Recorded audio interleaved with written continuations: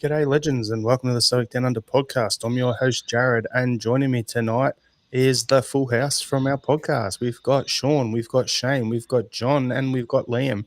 How you doing, Johnny?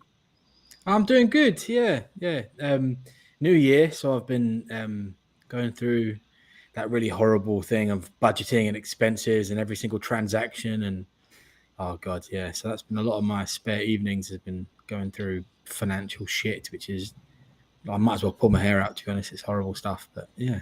Apart from that, I'm doing very well. Lovely, and how are you, Shane? Yeah, good. Thanks, mate. It feels like whenever someone's from Melbourne, the first topic that comes up is the weather, and we've sweltered through a couple of days and went through a lovely 37-degree, very muggy, very uncomfortable day, and now we've just barely touched 20 the next day. It's raining, it's chilly. But the reason I wanted to bring that up is I'm more than comfortable with it because I am decked out in our Celtic Down Under merch, and if you want to stay cool or warm and be stylish, check out the merch when the link comes up later. Good plug, Shane. Good playing. I wasn't paid for that, by the way, but I will accept money for it if you're willing. And how are you, Liam? Good. Oh, bit of news here, guys. I'm just reading. Apparently, Rangers are going to sign 4 strikers. 2 teachers, a firefighter, and a train driver. Oh, brilliant. And Sean, looks like you're at Celtic Park sitting up in the nosebleeds. How are you? Yeah, no, I'm good. Yeah, it's also hot here, so I won't be buying a hoodie in the next few months. Fair enough, yeah. So since Shane did such a good plug, we'll put up on the screen now. If you want to get any of the Celtic Down Under merchandise, there's T-shirts and hoodies available at celticdownunder.square.site. You can check that out. They're on there, available. Before we do that, all the plugs out of the way. If you haven't done so, please subscribe to the Celtic Down Under podcast in your podcast app. Also, like and subscribe to our YouTube channel. Hit the notification bell. We're trying to grow that. So, appreciate each and every one of you. So we've got a couple of people in the comments there. Hi, Andrew. Thanks for tuning in as per usual. Got to love it. And g'day, Liam, down in Hobart. Hope you're all doing well. Chuck your comments through as the podcast goes on. So I feel like it's a bit of Groundhog Day, to be honest with you. Last week we started off the podcast talking about Celtic 2, Kilmarnock 0, and more of the same. Rinse and repeat. So we'll talk about the game first up, and what I'll do is I'll just go through the lineup. So it's pretty much what we expected. Joe Hart in goals. I think the only position that we were really questioning, there was 2 positions pre-game. Was Juranovic going to come back in, and was Moy going to start? I think that's pretty much the 2 questions pre-game. So Juranovic started along with Carter as staff out in Burnabe. Moy started in midfield along with McGregor and Hatate, and then Jota, Furuhashi, and Maeda up front. So, Sean, you did the match day coverage in our partnership with Axom, so I'll throw to you first.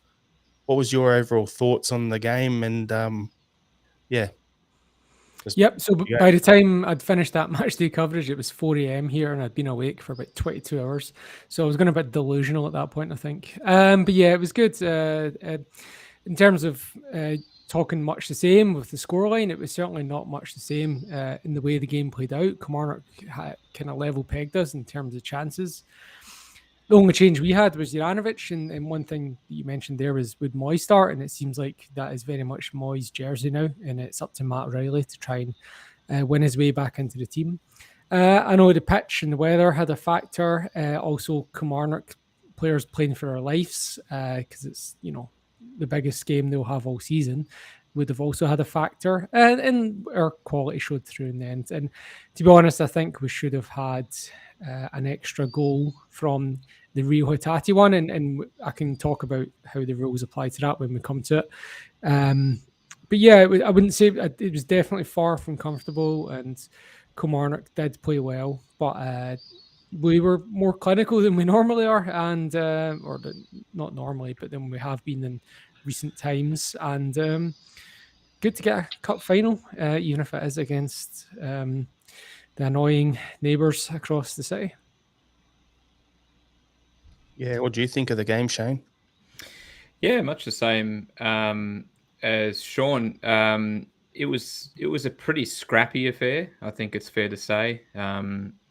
Conditions and the pitch definitely weren't conducive to that kind of really fluid, really crisp kind of ball movement that we usually have as part of our I guess as part of our usual performance. I thought, and I agree with what Sean said, I thought Killy played very well. I thought very early on they were at us. I thought the opening, 15 or so minutes, it was a fairly even contest. And I think we kind of settled and kind of, took control, but we definitely weren't getting into the sort of familiar kind of, I guess, good areas or creating a lot of clear-cut chances. I thought they defended pretty well.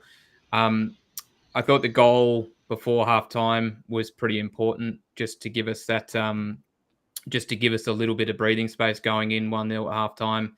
Second half was much the same. It was ironic, really. I thought the two goals that were disallowed were probably the two most well-worked moves of the match, particularly the Maeda goal, which was unfortunately chalked off for being offside. That was a wonderful finish, and the build-up was excellent. Look, they came at us, Jared, and possibly Sean, you mentioned it last week, I think, in regards to sort of teams sort of hanging in there and just wanting to be, near us at 1-0 as the match draws to a close, so they can potentially, jag a point or even in this case, force it to extra time. And that's kind of how it played out, in the sense that they did start to come out a bit more later on, look like they were going to try and force extra time. Fortunately, they didn't. I'm sure we'll get into the decisions later, but the penalty shout isn't a penalty for me. I think we can skip over that. And then GG, who I thought was very good when he came on and just provided that different dynamic, was really important in later stages of the match.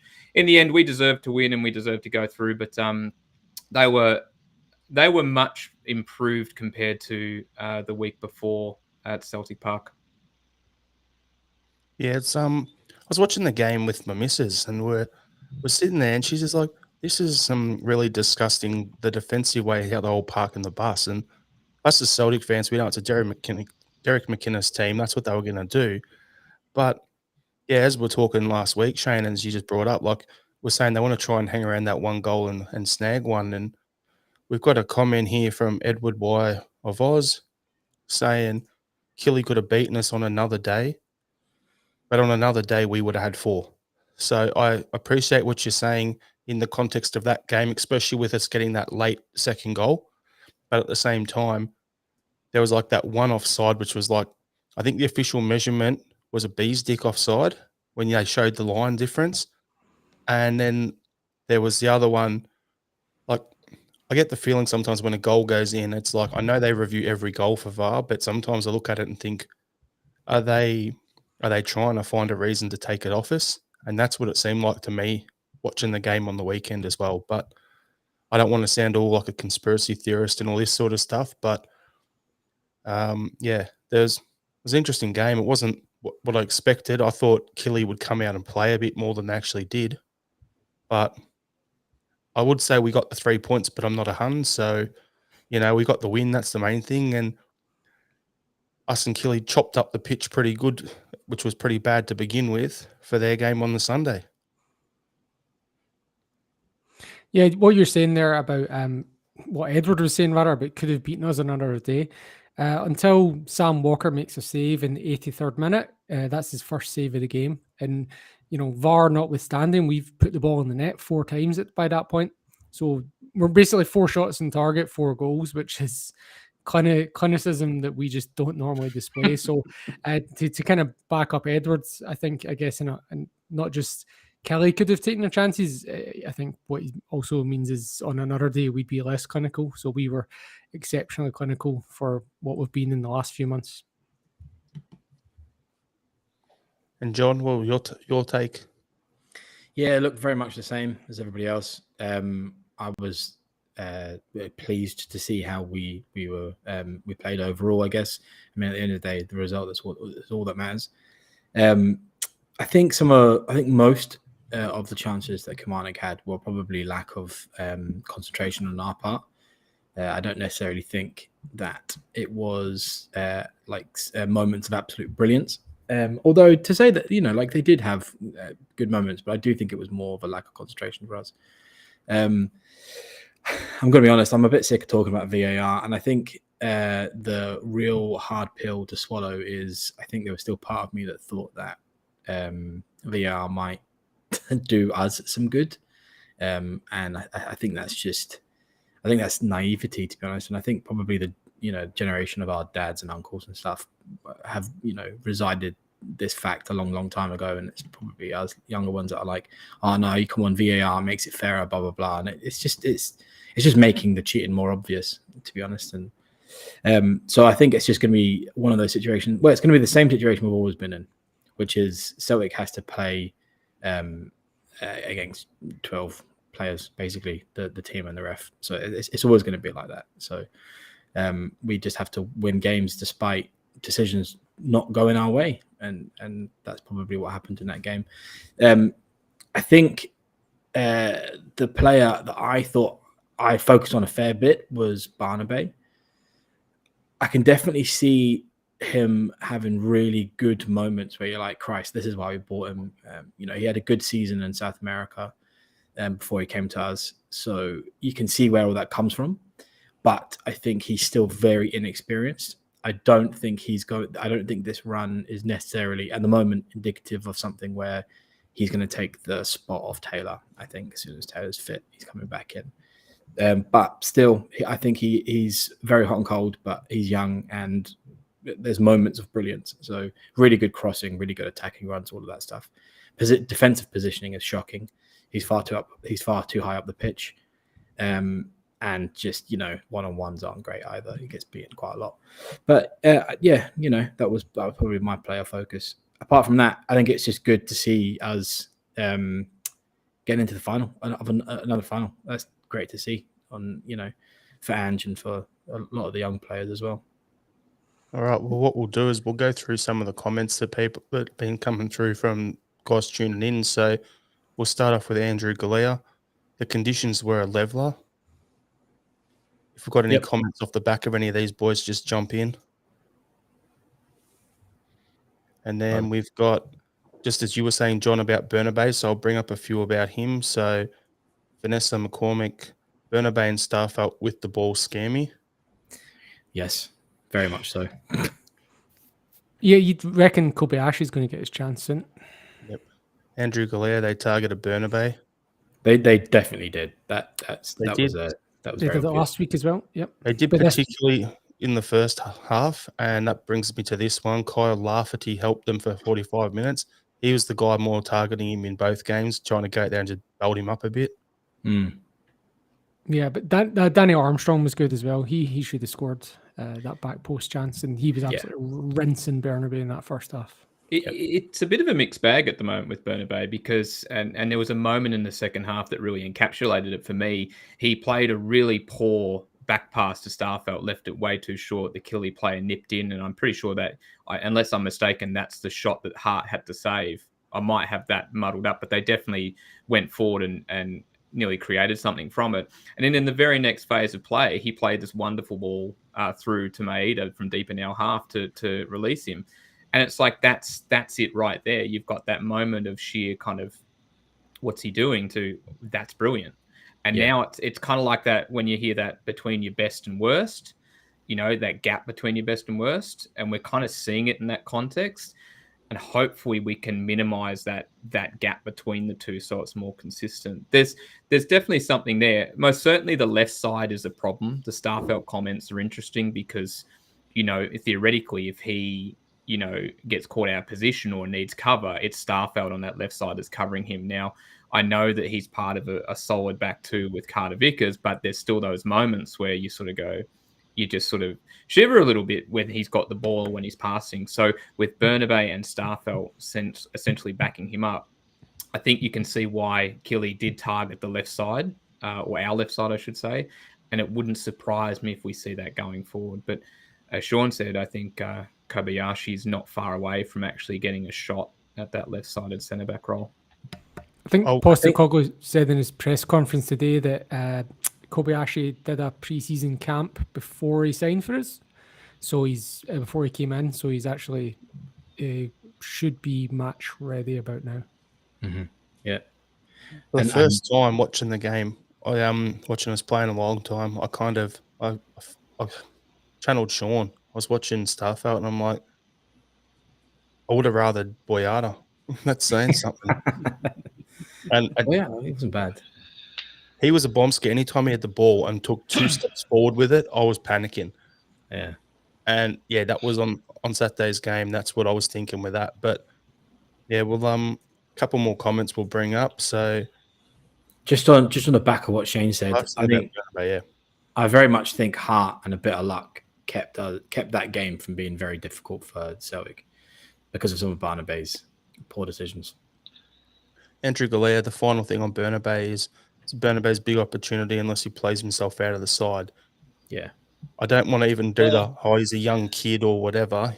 You've got to hit the ground running. Abada's a similar sort of age, and he's come in and made an impact from day one. So I know it's different positions, language barrier.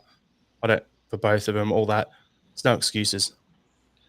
The possible solution, I think, could be until Greg Taylor's fit again, stick Hatate in at left back, because that was where he played for the best part of 6 months in the Kawasaki team before he came to Celtic. He ended up getting their Player of the Year, playing predominantly as a left wing back. So I think that is a good short-term solution. And then if you have Kobayashi partnering him as a left-sided central defender, because he is left-footed as well, I think that's going to be... It'll be stable, because I think that Hatate is definitely a better player than Burnabe, no question about that. And I think Kobayashi will, in time, become a better player than Starfelt in the Celtic team. And the fact that they can both... They're going to have that level of communication that Burnabe and Starfelt are not going to have because of language issues and whatever. So I think that's just a simple stopgap solution to our left side issues.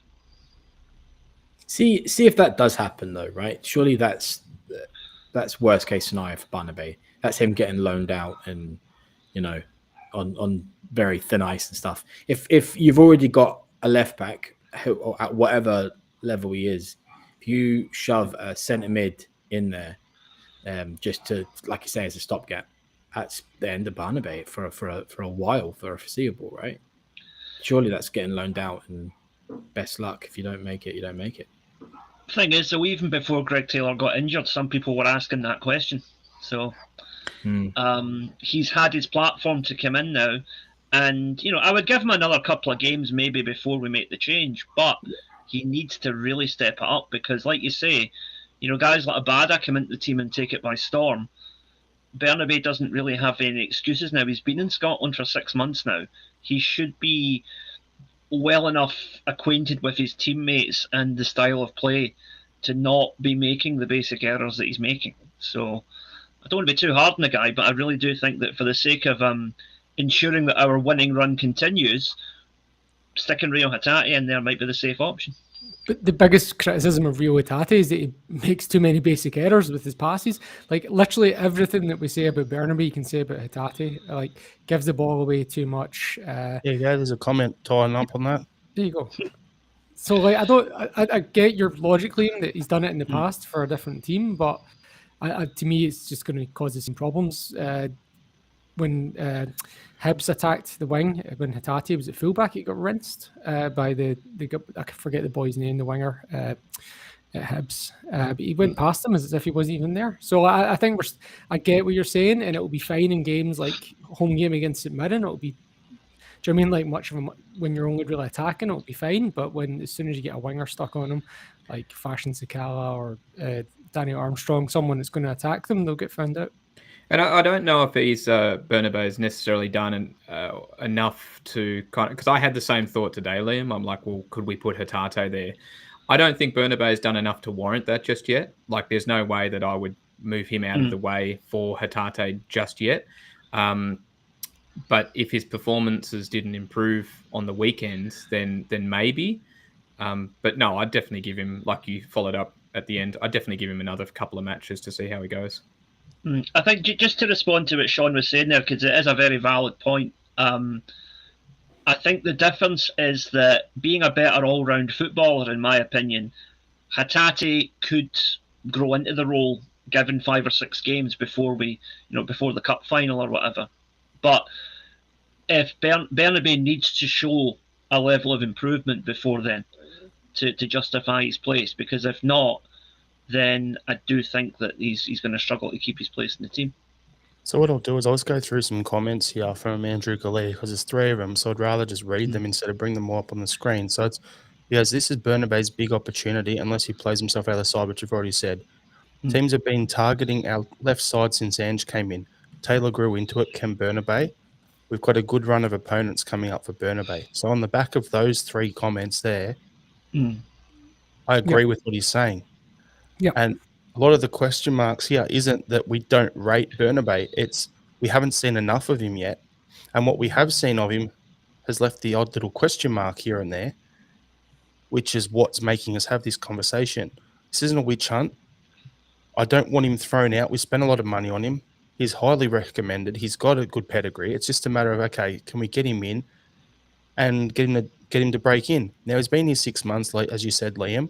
But the problem he's had is, as I said last week, our current player of the year, in my opinion, Greg Taylor, is in his position in front of him.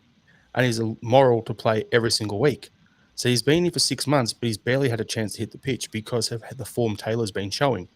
So, unfortunately, we're in the spot now where we've got a cup final coming up. We've got, against that mob, we've got a few other important games coming up. We're 9 points ahead. We can't afford to drop anything. We need to really just put the pedal down and go for it.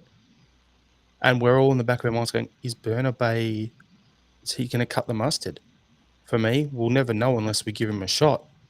But at the same time, I'm also not the sort who would like to play a guy out of position. I don't want to weaken our midfield by bringing Hatate back to left back. I'd rather 1 or 2 options. We're in the transfer window. Our options are this simple.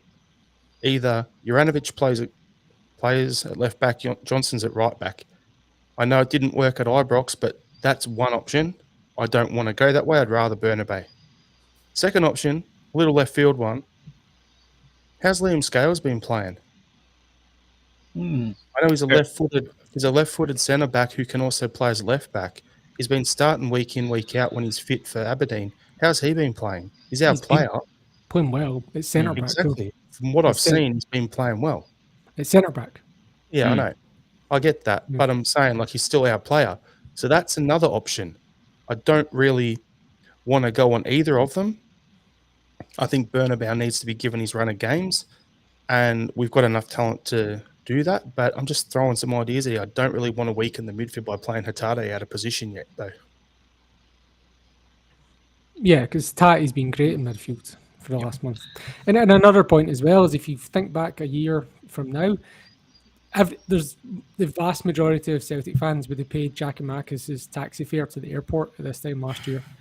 It took Giakoumakis that long to settle into the team, and Burnabe's, he's been here 6 months, the same as Giakoumakis was before he got a run of games. Now, Vanessa, in the comments, I'm going to bring this up. You said there's no way Burnabe plays against the Huns. Can you, in the comments, let me know why there's no way? Everyone's entitled to their opinion. I said on previous podcasts that we played Juranovic there because I didn't see him and Johnson playing together. I just want to know why you think there's no way he'll play against the Huns in however long it is. Because, I don't know, there's other people tuning in who would want to know that same idea. So if you can let us know, that'd be great. I would assume because of what's at stake in a cup final and because of his defensive weakness. I would say unless Taylor's fit, or unless something really dramatic happens in the next couple of weeks, he will start the cup final. What do you reckon, Johnny? It's still 6 weeks away, 5.5 weeks away. Oh, really? Oh, okay. Yeah. Well, that's then it's got to be there's something dramatic then. I think it's really hard to tell right now, to be honest, what's going to happen in the final. Yeah, it's too many games between the events, and I see enough of Burnabe to be confident in knowing that he's going to grow as a player. Right? There's going to be a level for him where he does well. There's not that much that he needs to figure out and to fix. He just needs to fix it quickly. And we've made lots of comments about stuff, like how it's 6 months in and stuff. He is, and he should be. Those are those are really like basic mistakes. Like if you're a left back, you should be tracking back at the opportunity of defensive phases, and he doesn't do that.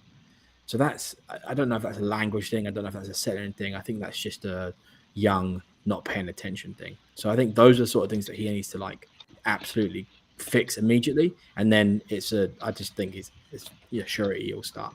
But it just depends, I guess. On the back of that, I was very on the fence. Sorry. on the back of that, though, John, it's funny because the modern fullback, what do? They're always told you got to be able to bomb on, you got to get crosses in the box. And how many times do you see a player get linked with a move to a big club or whatever, and the one thing that they say is, "Oh, he's a modern fullback, but he needs to improve his defensive positioning or his defense. He's a defender first." So, yeah, I understand exactly what you're saying. But okay, we're going to bring up last two comments here for on the game, and then we'll crack on with some other stuff so we don't spend a full hour of this podcast talking about your game on the weekend. So, we could easy, yeah. So, Andrew Galea, the Maeda goal was brilliant, but for Hill being offside. Yeah. Liam, you told us all about Maeda. Quick spiel before someone knocks at your door, like you were just telling us in the group chat. No, you're seeing exactly what I've been saying about him the whole time. The World Cup was the platform he needed to really get his confidence up, and you can see now he is every bit the player that I've been saying he is ever since he signed. So yeah, he's really, I think on current form, he might actually be our best player at the moment. So. Him and Moy come back from the World Cup in class form. Yeah. He didn't even make the team of the week. Moy got in ahead of him. I mean, but Moy's also come on massively since the World Cup. Moy's potentially the second best player in current form. He's since the World Cup, he's really took inspiration from it as well. It's funny that Juranovic is the one that we're talking about for big money, potentially. Yet it's our other two big World Cup stars in Maeda and Moy are the two that have really kicked on from it. Carter Vickers has been good, but he's been great. But again, World Cup, he only played that one game. Whereas Moy and Maeda were both mainstays of their respective teams, which I think might have helped them a wee bit more. Although Carter Vickers, by all accounts, was man of the match in the game that he did play. So, I think they're all better players for it. And hopefully, next time we can get a few more players at the World Cup. Yeah, when it becomes every 2 years, right? 48 countries every 2 years. I'll bet you Scotland still don't bloody qualify. Come on, Gibraltar. Tuvalu will get there before we will.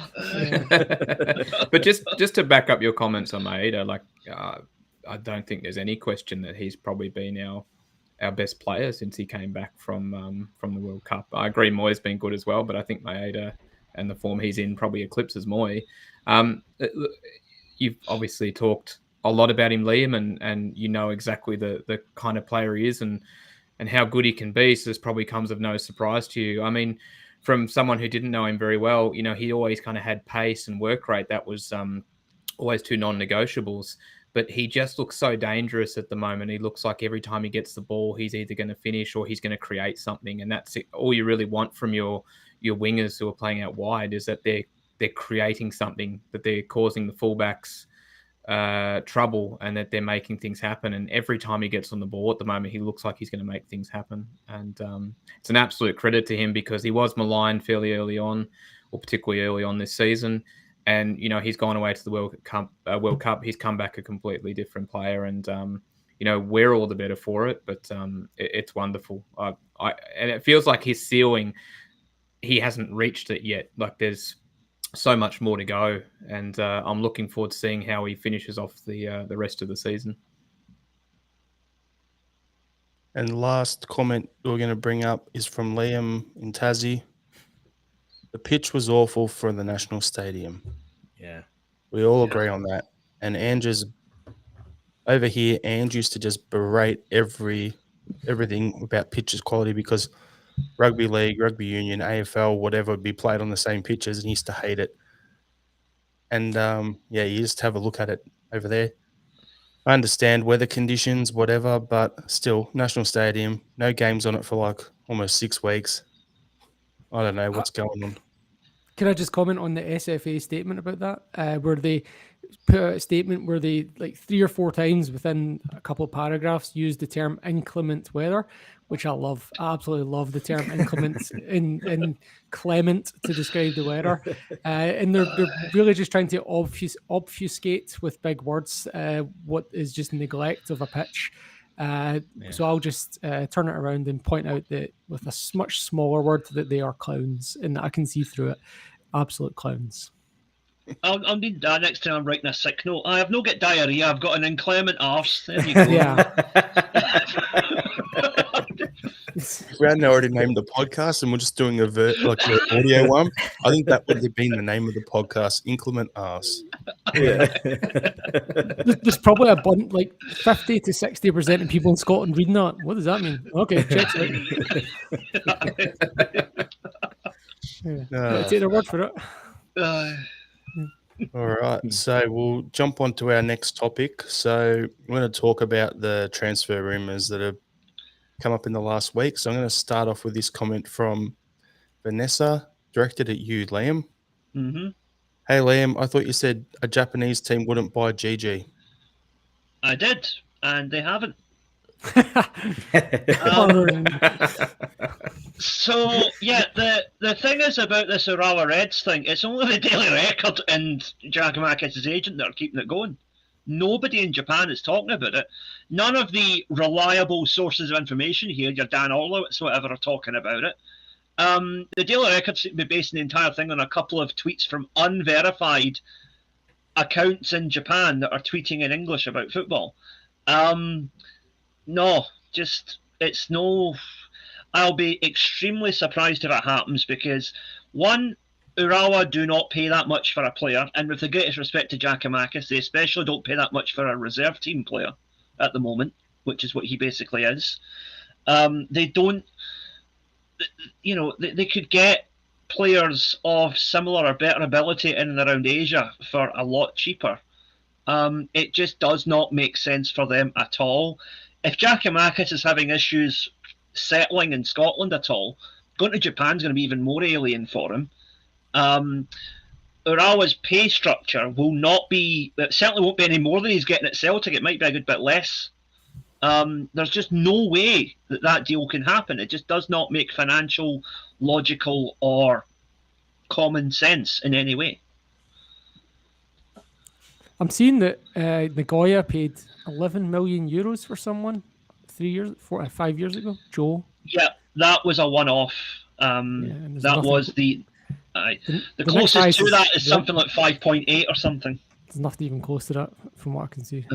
So basically, just for those who aren't up with the current rumours, so the rumours is that Uara Red Diamonds were going to sign him for about 8 million. Now, apparently, we're seeing it as €4 million, so £3.5 million. So talk is it could be due to a possible release clause. So a Dom Mackay special, because apparently there's rumours on Juranovic also having a release clause, which is going to undervalue him. Apparently, Giacomakis' agent has flown to Glasgow for crunch talks with the club to finalise his departure. So that's the overall cliff notes of all the stories and absolute bollocks that's being put out there at the moment. So, as you said, Liam, it's the red top newspapers talking about it. There's nothing online from credible sources. We'll watch this space, I suppose. But as Ange and them have said, if he doesn't find a move that we like and he likes, then he'll just stay and have to do his job. He's under contract at the end of the day. I noted the seeming change in Giakoumakis' attitude after the weekend's game, where he was talking about on to the final now and whatever. I think maybe he has just realised he's not quite the hot commodity he thought he was, and maybe he's having a wee bit of a rethink about trying to push through a move away from Celtic. We'll see, but until we sign another striker, he's going nowhere. I'm sure of that much anyway. Oh, well, we need two if he goes. We need one Yeah. now. We need another one now.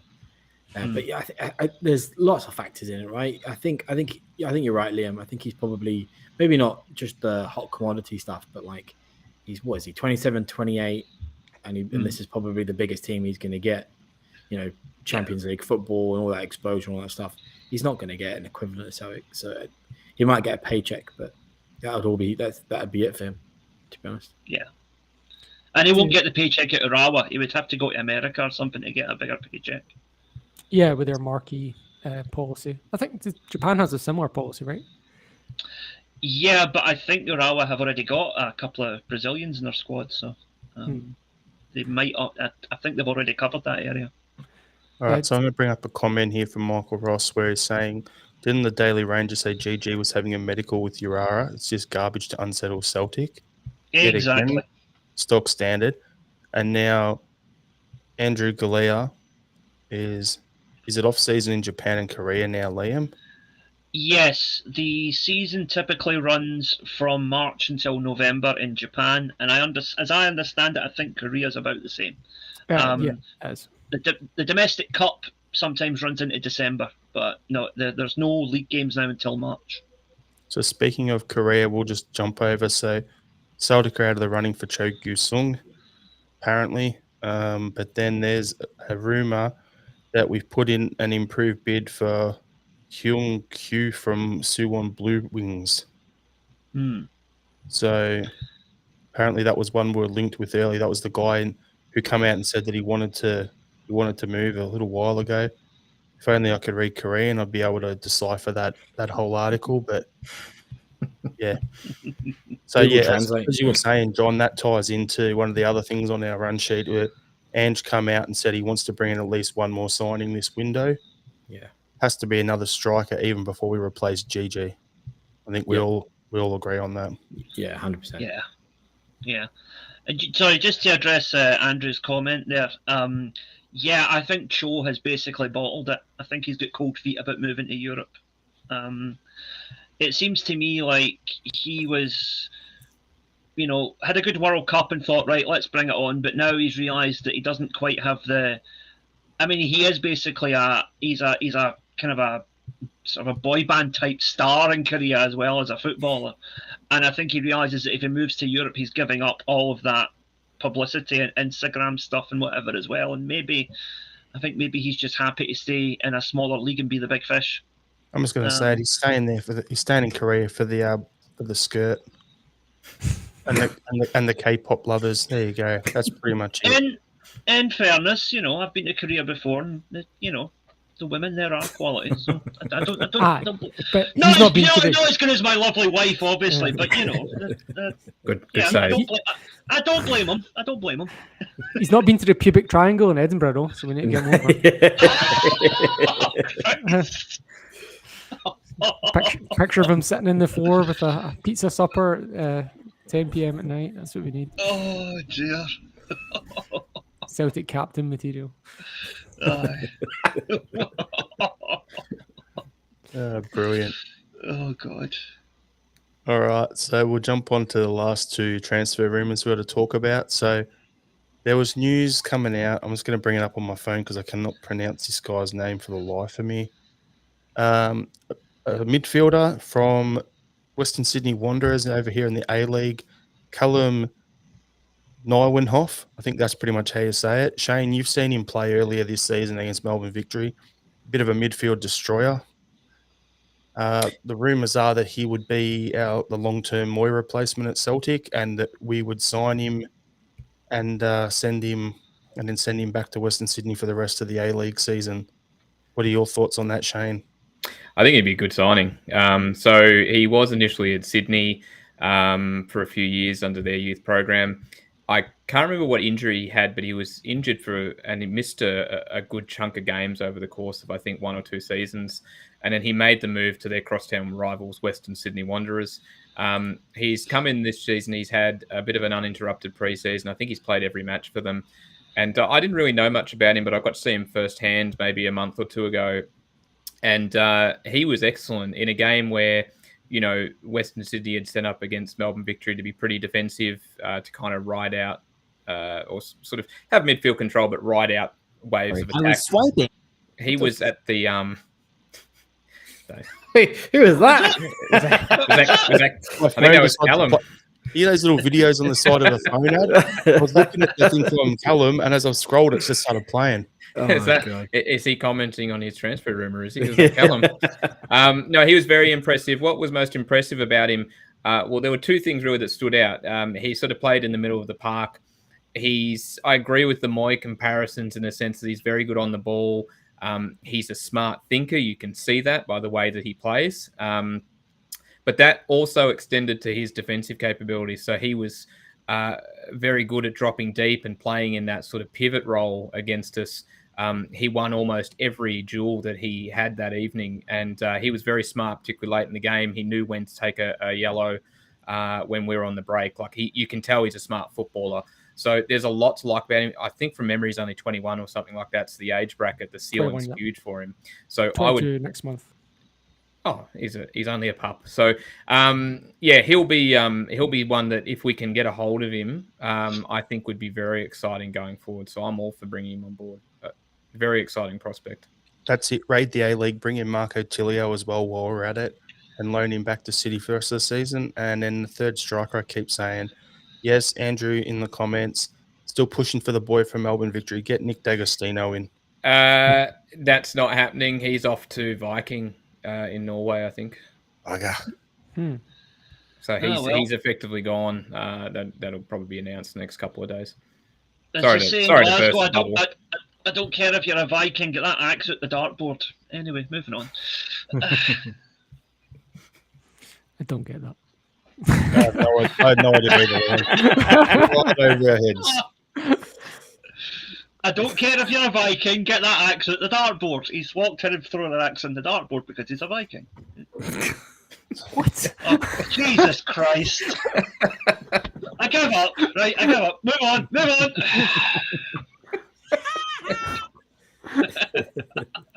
Okay. Oh, Jesus. I think we're off the rails here, everyone. Liam, mate, come on. All right, we've gone off the rails. Perfect segue then. So Yes. we're being linked with Kevin Nisbet again. A certain account on Twitter called Siamese Boy, who is pretty much Neil Lennon or Neil Lennon want to be, is saying we should sign him. It's blown up deluxe. He's on hitting a bit of form. So, and the story today in the Scottish Hun was that Hibs have said that he's off limits to leave the club. But I want to ask you guys, would Kevin Nisbet be a good signing and a good fit for Ange's system at Celtic? I'm going to go to John first because he looks disgusted by this whole idea. Nah, I don't think I don't rate the player. I don't think he'd suit our system at all. I mean, like if we were keeping Kyogo and we were keeping GG, and he was going to be like a third rung now and again bit player. Yeah, okay. But I don't really think that's going to be Ange's style at all, right? He wants 3 first-team strikers that rotate, that play 60 minutes at high intensity and, get your results. I don't know. What's his scoring record? I was trying to look it up. 7 in the last 6. Yeah, but he scored 5 in the last 2 games. So he's just played 7 games since he came back from his ACL, and he scored 7 goals, I think, in 7 games or something like that. Right. So, okay, so he's on a very good form for right this minute, but that's really low games. Let's maybe have the conversation if he's hitting those numbers after 19, 20, 25 games and he's scoring every other, do you know what I mean? Like that's the sort of level that you go, right, okay, this is someone to consider now because he's coming on to be in a. But that's such, sure. What do they talk about? Peaks and troughs of forms of players and stuff. This could very much just be a peak for him. I just don't think that's the aspirations of where we are and where Ange wants us to be. I just don't think that's it. I think we're trying to look beyond that, much further on for the Champions League and winning trebles and all that stuff. I just don't think he's not for me. Not for me. It's also difficult to gauge how good he is because Hibs are absolutely immense at the moment. So, like most, any half decent striker is going to look good in that team. And yeah, if you still get that kind of return goals wise at the end of the season, maybe look at it again. But to me, at the moment, he's just an inferior version of Kyogo. He's a similar type of player, but Kyogo is faster, scores more goals, and is more skillful. So, yeah. I think Andrew Galea in the comments is we're trying to trade up in quality, so no to Nisbet. Yeah, that's what I think. I'm going to be the dissenting voice here, and I think in the last few games he has been sensational, and I mean sensational. Like if you go and watch the goals that he scored in the last 2 games, he looks like a Celtic striker.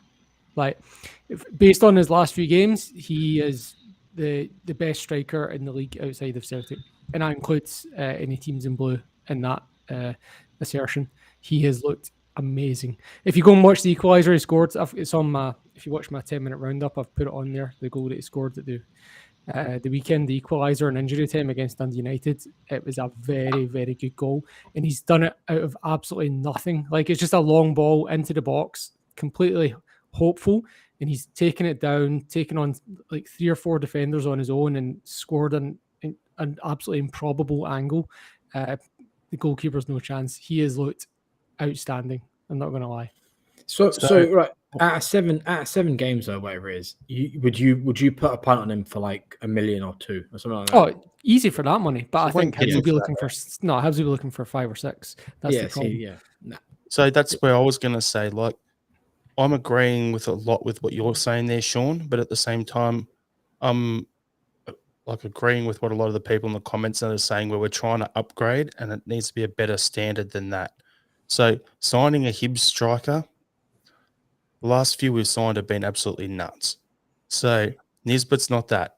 Watching his movement and the way he plays and the way he positions himself, he's doing this in a bad Hibs team. Imagine him surrounded by our quality players. The service he would get and his movement, to me, it could work and could work very, very well. However, when you look at it and go, are we going to be able to afford him because, Hibs are going to ask through the roof for him, then I think that's the big thing that puts a line through his name more than anything. Yeah, I don't know what they'd be looking for, but I would, if he's getting the same service as Kyogo gets, I think there's a chance he could do better than Kyogo. Oh, wow. If you dropped him into a Celtic team. Like, because he's scoring those goals with very little from a supporting cast at Hibs. He does look good, not going to lie. And look, he's got 10 Scotland caps, he's got a goal for Scotland. He has done it at other levels. I mean, I probably haven't watched enough Hibs games to comment on, whether he'd suit the system or style or not. But, just looking into him a bit today, he looks prolific. I mean, his stats when he goes back to prior getting injured, his goal return doesn't look too bad. Like, it looks still pretty good. So I'd say there's probably a level of consistency there prior to the injury that he had, regardless of actually being able to net quite a few goals. He's 25, I think, from memory. So, a couple of years younger than GG currently, just to throw it out there, though he's not the direct replacement, just thought I'd sort of throw an age comparison in there. And he's obviously, a Scottish player, and we were talking recently about, potentially getting more Scottish players in and signing Scottish players. I guess the only question I'd throw out there is, in terms of the best Scottish strikers out there that aren't at Celtic or across the city, is he the best one, or is there someone else that stands out? He's the best, yeah. If you're asking me, yeah. Just an idea, just throwing it out there. If we were to say to him, okay, you want 5 or 6 million for him, how about instead of that, we sign him for 4, right? 3.5, 4. and we loan you Joey Dawson, who's doing really well with the B team so far, 5 games, 3 goals, and is one for the future that Ange rates. We loan you him for 2 years, and you can have him for the next 2 years, and we'll pay all his wages. Could that work? I don't think so. I don't think I don't Hibs think would I'd be. go for it. I'm just throwing No. ideas out there. Yeah, I think what'd be more likely is if we say something like, yeah, if he scores a goal in the Champions League, we'll pay you $1 million, that sort of thing. And I think he would hit that achievement, to be honest. Yep. Yeah, Fair enough. he does remind me a lot of like Scott McDonald kind of. Like, yeah, he's good. Yeah, he's good. Here from Vanessa. Scotty McDonald come from Motherwell and did well in Europe. There's that, but at the same time, I don't know. I have a suspicion, and this might just be snobbery, but I think those days have gone. I don't know. I think the level between other Scottish teams and, okay, that's an obvious thing, Champions League teams, but like even Europa League teams, the gulf is too big. So maybe if you get a player very young, that's, at sort of 20 to 23 age, where they can still grow. I just don't think there's going to be those types of players where you can just go to another team in Europe, a team in Scotland, and then expect them just to be challenging against Champions League sides. I just don't think it's there anymore. Not for 5 million anyway. I just don't think it exists. I mean, we did it in the past with Paul Hartley, Barry Robson, but I get what your point is. It's not a thing anymore. Those days have gone. Yeah, I think. But you're not wrong. Yeah, pretty much agree with you on there. So I think we'll leave that topic there. Now, before we get into previewing, Wednesday. So tonight's game against St Mirren, there's a question here in the comments from Liam O'Connor.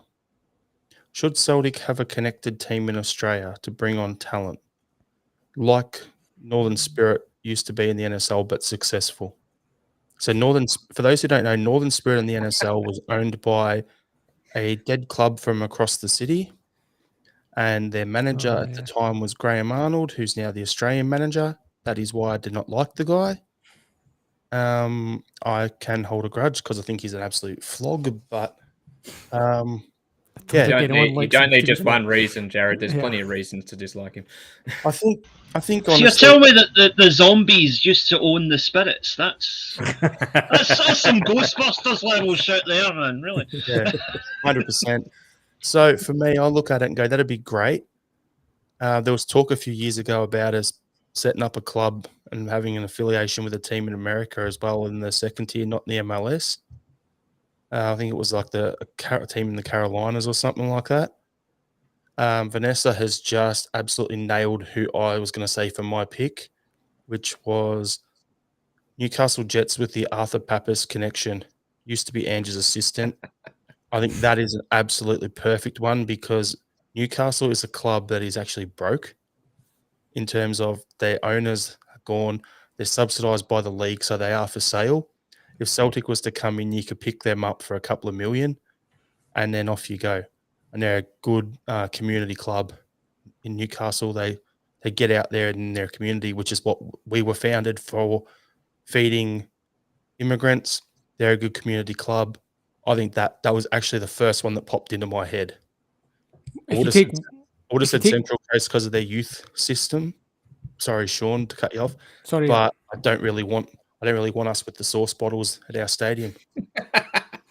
I was actually sorry, Jared. I wasn't trying to interrupt you. I thought you were finished. No, I was actually going to say if you're looking at having a feeder team in the league, I'd say there's 2 more suitable teams in terms of being more isolated teams, which means you've got a bigger, you've got the sole access to a large geographic area of players, and that'd be either Perth Glory or Wellington Phoenix. Now I know they're both at opposite ends, but if you get Wellington Phoenix, then you're getting the only professional team in the whole of New Zealand as your feeder club. I know New Zealand's not massive on its soccer. They're more of a rugby nation, but I mean, come on, if you start getting coaches out there, there's athletic talent, It's a bit of an untapped market, right? Mm-hmm.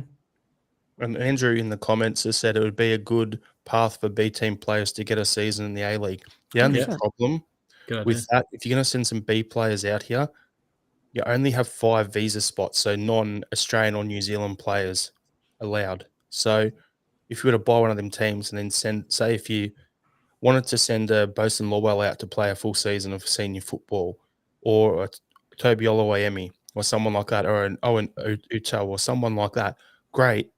But the standard of the international player that the club would normally sign would probably be higher than those guys. Maybe not Oluwayemi, but I'm talking about it depends on which B team players you actually send out here. Like, as an example, if as a pathway, say if you looked at Montgomery, for instance, and the options were send him on loan to St Johnson or play him a season down in the A-League. Sean, what would be a better option? A-League, I think. Yeah, I think so. I know it's a different style of football and you're not seeing them as much up close, but I think so. I think the standard is more consistent down here than it is. There's a really precipitous drop as you go down every position on the table in Scotland, whereas over here it's much more kind of level. There's not as much of a gap. You could argue that's a negative, that you're not going to be facing the quality of like Sevco and Aberdeen as much down here. Aberdeen is the kind of level down here. Maybe even I'd have Sydney somewhere just between Hearts and Sevco in terms of quality, and it kind of works its way level from there. But yeah, I think as well, getting players away from their comfort zone helps their development too, not just necessarily the quality of team that they're playing. Yeah, that's probably the. Sorry to cut you off, Jared. That's probably the point I was going to jump in very quickly and make, Sean.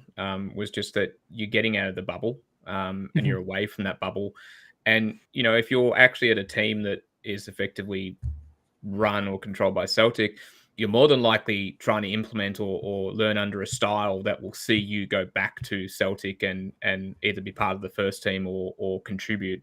Whereas if you're getting loaned out, at St Johnstone or somewhere else, you're probably learning to play their style, which is different. So I think there's actually a lot of benefits if that was to happen. And, a while ago, I don't know how serious it was, there was discussions about, Celtic, potentially coming in for Central Coast Mariners and maybe having them on board as a squad. And they're the first one that I thought of when the name came up. But I think, and because of their youth setup and youth system at the moment, they're doing a really good job developing these young kids. They would be ideal, but I think they're pretty stable at the moment, so they're probably not looking to sell. Do they play in Gosford?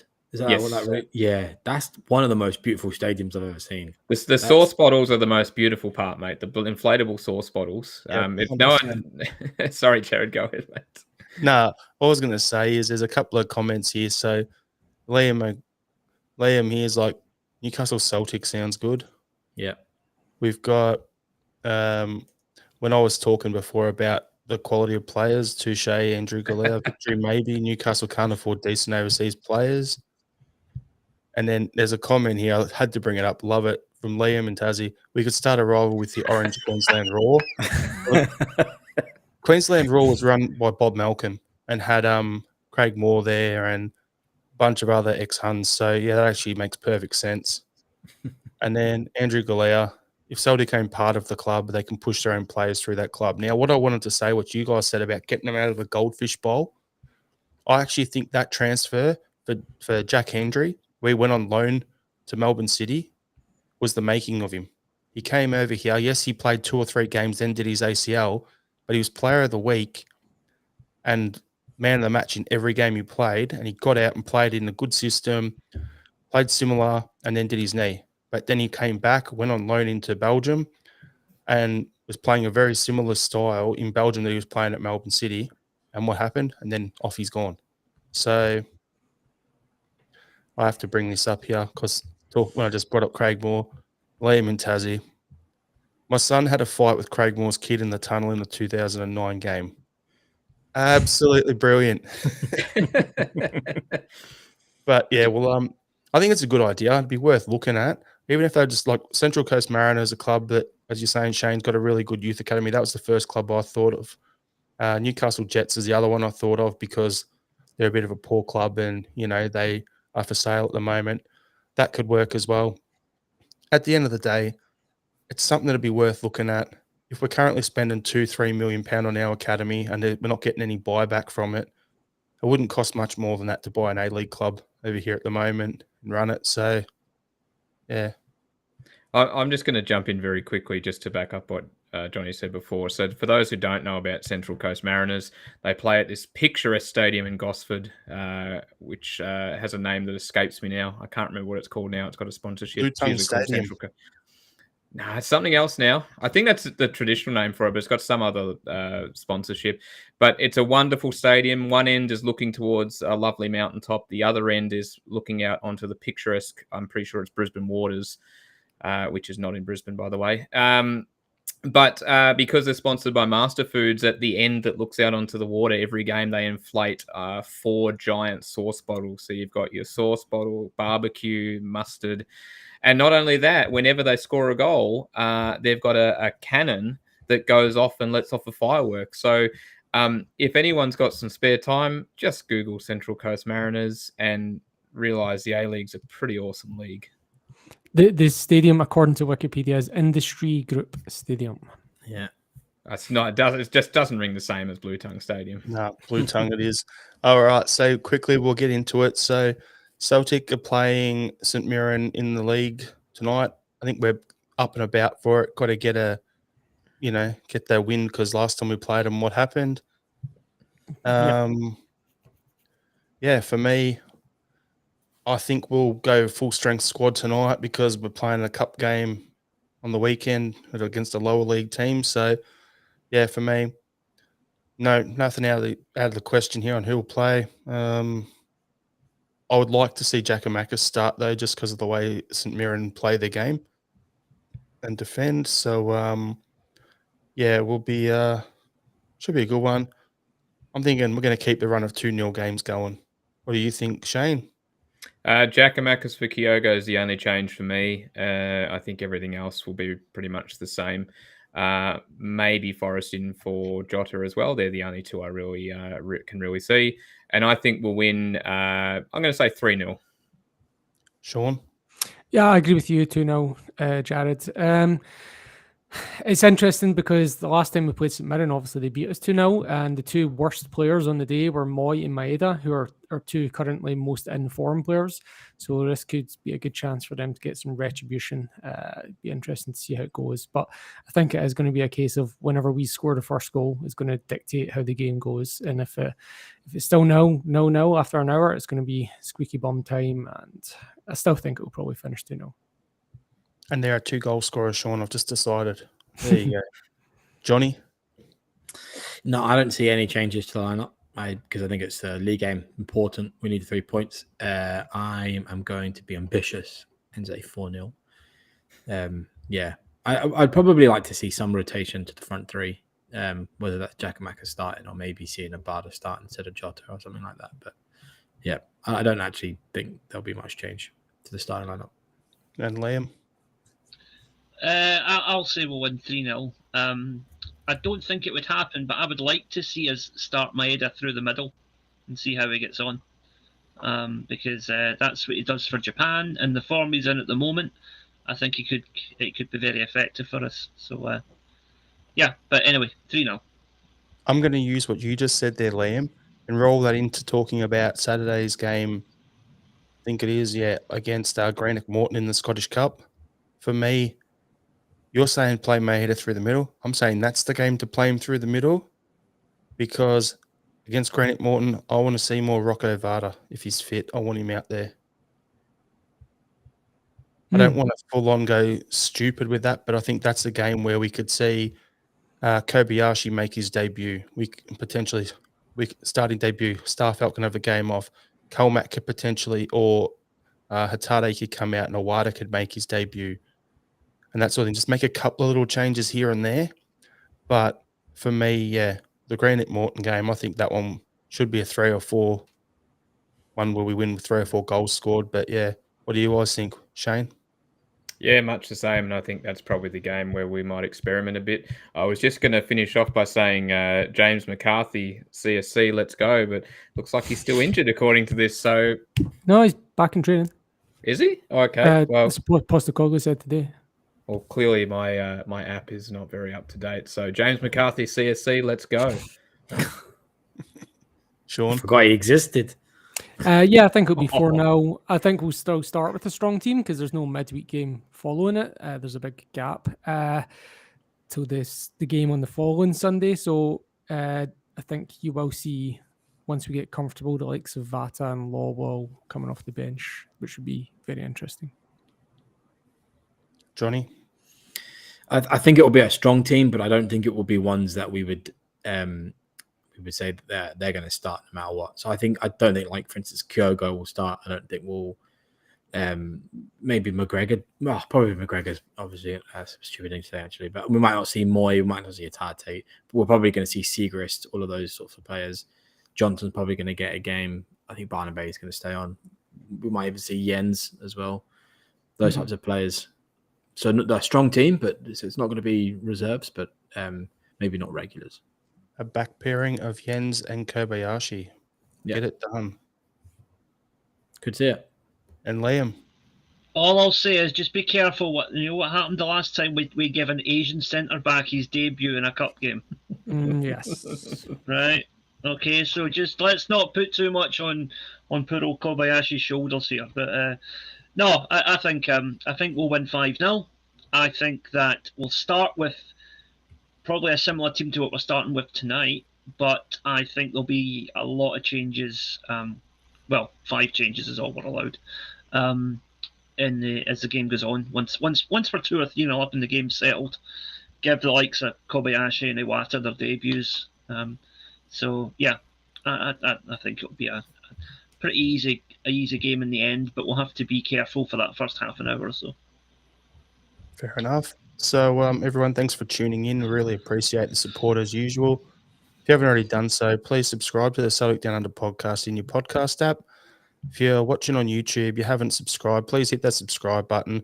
If you have subscribed but you haven't done so, hit the notification bell so you get notified when we go live each Wednesday. We're looking to expand the Celtic Down Under podcast, so there'll be some changes coming up in the next month or so. I'll let you all know what's happening on that front once we know. And we'll go to our final thoughts to end the podcast. So we'll start with you, John. Well, I'm not going to do a music suggestion this week.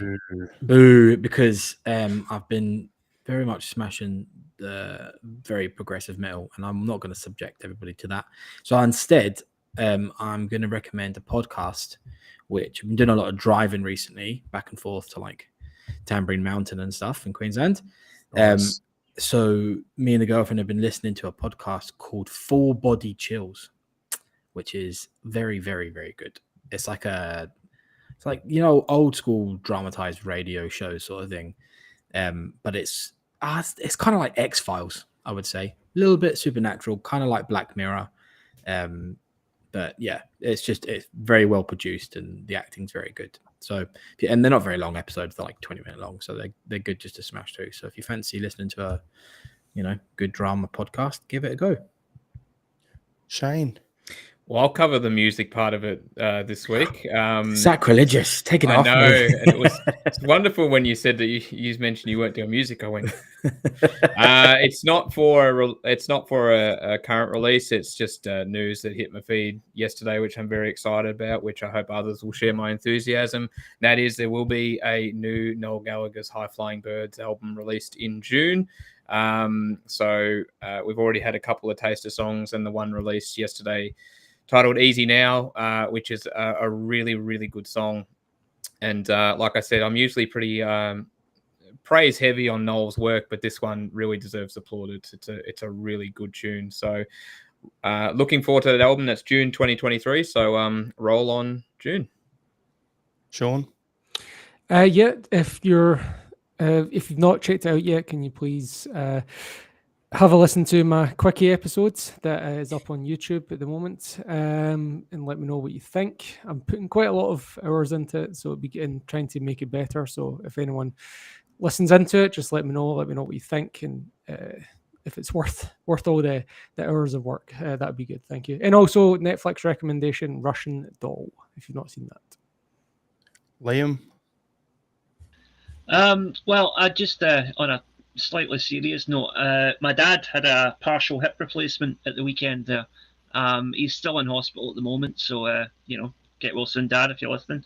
But I just want to say a massive thank you to all the nurses, doctors, staff, everybody at Wishaw General who've been looking after him. And nurses in the UK and other medical staff are currently striking for better paying conditions. Give them whatever they want, because even then, it's probably still not enough for the work they do. Pay the nurses, Sunak, you scumbag. Yep, and go ahead and quit your job while you're at it, you dirty bloody eating Etonian prick. Anyway, sorry, I'm getting off that tangent. Thank you to all the staff, on the workers, and let's hope that they can get the pay deal they deserve sooner rather than later. It's not like me to go political, but okay. Last one is what sort of an absolute knob uses power tools at 11 o'clock at night? My neighbour's that too. Up yours, you pricks. Have a good one, everyone. Hail, hail. Thanks for tuning in, and we'll see you next week. Hail, Hell, hail. hell. Well,